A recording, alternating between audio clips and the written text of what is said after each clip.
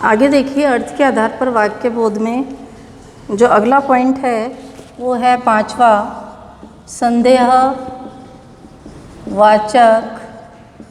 संदेहवाचक वाक्य। संदेहवाचक वाक्य में जिस वाक्य में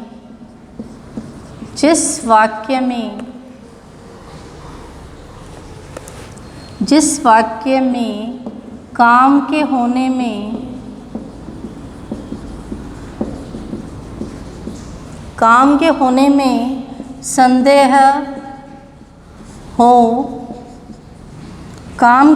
में संदेह हो या संभावना का बोध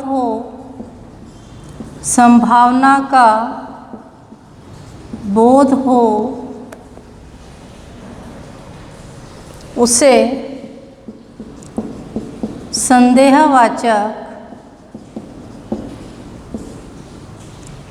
संदेहवाचक वाक्य कहते हैं। इसके उदाहरण देखेंगे, वाक्य कहते हैं। तो उदाहरण देखिए इसके संदेहवाचक के। जिस वाक्य में काम के होने में संदेह हो हमें और या संभावना का बोध हो तो उसे संदेहवाचक वाक्य कहा जाता है। जैसे पहला उदाहरण देखिए, शायद आज वर्षा हो जाए। तो ये संभावना प्रकट हो रही है, शायद आज वर्षा हो जाए। अगला देखिए, पिताजी अब तक घर आ चुके होंगे। पिताजी अब तक घर आ चुके होंगे। तो इसमें भी संभावना का बोध हो रहा है, घर आ चुके होंगे।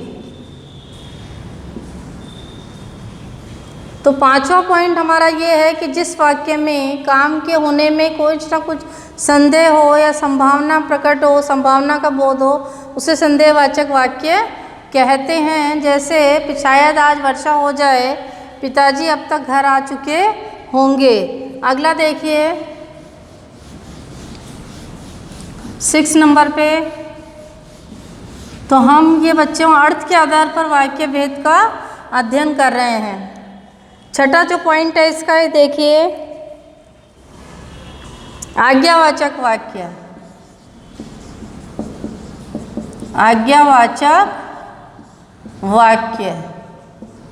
अब आज्ञावाचक वाक्य क्या होता है कि जिस वाक्य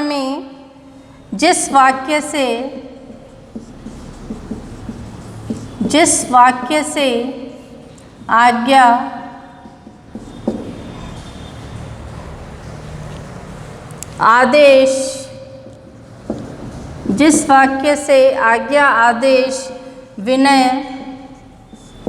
सलाह प्रार्थना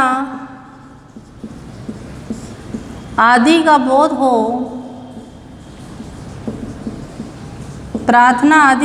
हो, उसे आज्ञावाचक वाक्य कहा जाता है। उसे आज्ञावाचक वाक्य कहते हैं। अब इसके उदाहरण देखिए,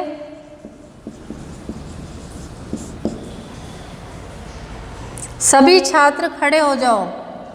तो ये आदेश और आज्ञा के अंतर्गत आ रहा है। सभी छात्र खड़े हो जाओ, ये आज्ञा या आदेश के अंतर्गत आ रहा है। दूसरा देखिए, कृपया शांति से बैठिए। कृपया शांति से बैठिए।